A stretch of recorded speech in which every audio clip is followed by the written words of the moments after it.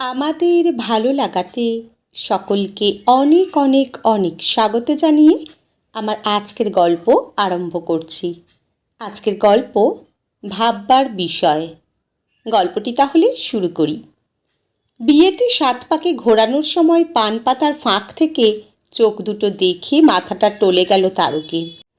তার তৃষ্ণার্ত চোখ অপেক্ষায় থাকলো কখন আরেক পাক ঘুরে এলে আবার আরেক ঝলক দেখবে সে এমন টানা চোখের পল্লবরাশি। শুভদৃষ্টির সময় নিজের বউকে দেখে অবাক। যে পার্বতীকে দেখে সে পছন্দ করেছিল সে অবশ্যই শ্যামলার উপর সুশ্রী দেখতে মেয়ে, কিন্তু এখন যাকে দেখছে এ তো শুধু সুশ্রী নয়, এত ফর্সা অপূর্ব সুন্দরী। টিকালো নাক, বাঁকানো ভুরু, সরু ঠোঁট, ডাগর দুটি চোখ। তার সেই বোচা নাকের মিষ্টি মেয়েটা কোথায়? দেখাশোনা করে তাদের বিয়ে, যদিও সে বিয়ের আগেই একবার পাত্রী দেখতে এসেছিল, কিন্তু সেদিন কোণে দেখা আলোতে পাত্রীর এত অপূর্ব ঘন পল্লবরাশিযুক্ত চোখ দুটো তার চোখে পড়েনি তো। নাকটাও তো এত টিকালো ছিল না। ওই ভোঁতা নাকের নোলকেই তো তারকের মনটা আটকে গিয়েছিল সেদিন। তাহলে আজ এটা কিভাবে সম্ভব? এই তো ভারী ভাববার বিষয়।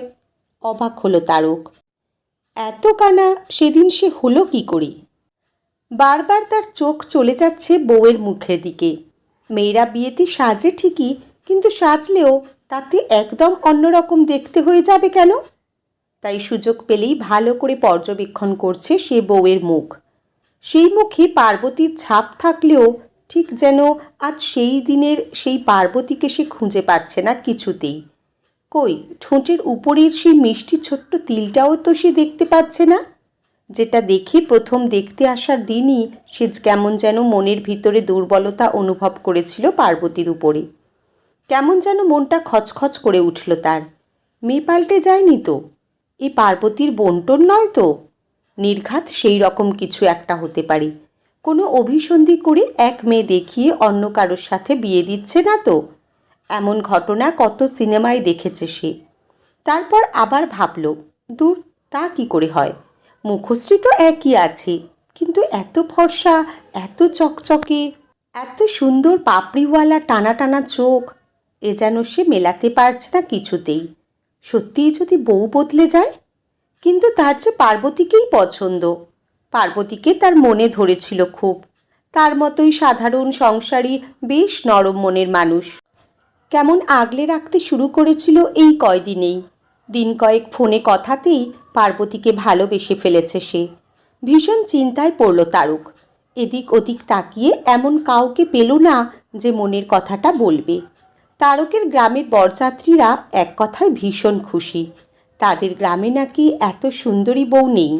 সবাই তো তার বউয়ের রূপের প্রশংসায় পঞ্চমুখ। তারকের নাকি ভাগ্য প্রসন্ন, তাই তার মতো ছেলের ঘরে এমন সুন্দরী বউ জুটেছে।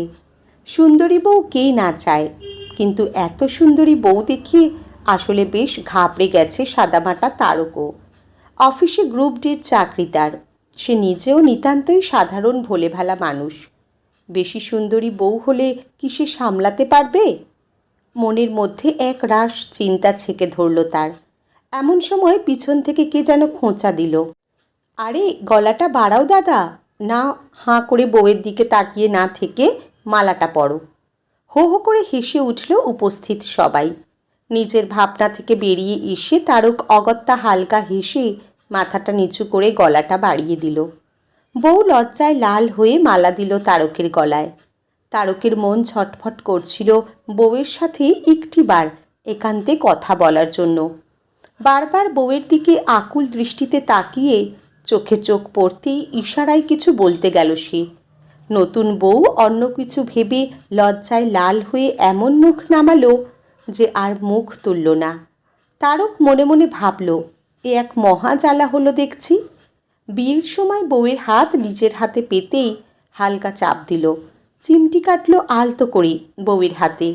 বউ আর চোখে তাকাতেই মন্ত্র পড়ার এক ফাঁকে খুব সংকোচের সাথে ফিসফিসিয়ে জিজ্ঞেস করল, তুমি পার্বতী তো?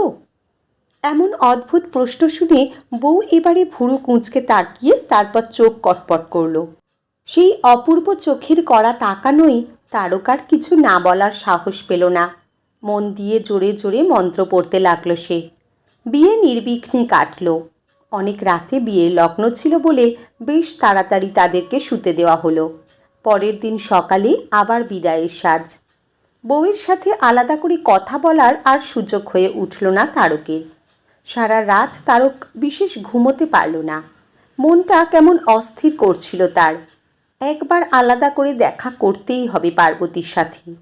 তাই একদম সকালে অস্থির তারক এই ঘর ওই ঘর উঁকি মেরে খুঁজছিল পার্বতীকে। অবশেষে তার অনুসন্ধান সার্থক হলো।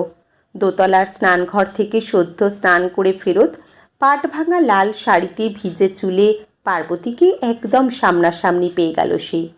দেখে একগাল হাসি ছড়িয়ে গেল তার মুখে। শান্তি হলো মনে। এই তো তার পার্বতী।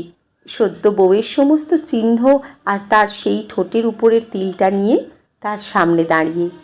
আজ সেই পুরনো চেনা মুখটা চিনতে অসুবিধে হচ্ছে না তার একটুও, যেটা গতকাল চড়া মেকআপের পিছনে লুকিয়েছিল। পার্বতী তাকে দেখে লজ্জায় লাল হলো। তারক তার খুব কাছে গিয়ে বলল, তুমি কি জানো, শুধু হালকা লিপস্টিক, কাজল আর সিঁদুরের টিপে তুমি অসাধারণ, একদম কাছের আমার। পার্বতী মুচকি হেসে ঠোঁট বেঁকিয়ে বলল, উফ, তা বলে এই একটা দিন একটু বেশি সাজবো না? তারক বলল, অত সাজিয়ে কাল আসল তোমাকে হারিয়ে ফেলেছিলাম যে। পার্বতী অবাক হয়ে বলল, ও, ওই জন্য বুঝি কাল অমন বিটকেল প্রশ্ন করেছিলে? বলেই গালে হাত দিয়ে বলে উঠল পার্বতী, ও মা গো, কি ভেবলু বড়ে আমার। আমার জ্যাঠতুতো দিদির কলকাতায় পার্লার। আমি বরাবর সাজতে ভালোবাসি বলে আমাকে বিয়েতে সাজিয়ে দিল। কত কী যে মাখালো কাল। তারপর ভুরু নাচিয়ে তারককে জিজ্ঞেস করলো, কেমন চমকে দিয়েছিলাম বলো তো তোমাকে? তারক একটু হেসে পার্বতীর আরও কাছে এসে বলল, উফ, চমকানো বলতে চমকানো, টেনশনে অর্ধেক হয়ে গিয়েছিলাম যে। একদম অন্য রকম লাগছিল তো। ভীষণ ভয় পেয়ে ভাবছিলাম আমার বোঁচা নাকের শ্যামলা মিষ্টি পার্বতী কোথায় গেল। দূর পাগল বলে লজ্জায় তারককে হালকা ঠেলা দিল পার্বতী। আনন্দে আত্মহারা তারক এদিক ওদিক তাকিয়ে পার্বতীকে টেনে বুকের কাছে এনে টুপুস করে বউয়ের ঠোঁটের উপরে তিলে একটা চুমু খেয়ে নিল। আজকের গল্প এখানেই সমাপ্ত। কলমে ঝুম্পা মণ্ডল, পাঠে জয়তী। ধন্যবাদ।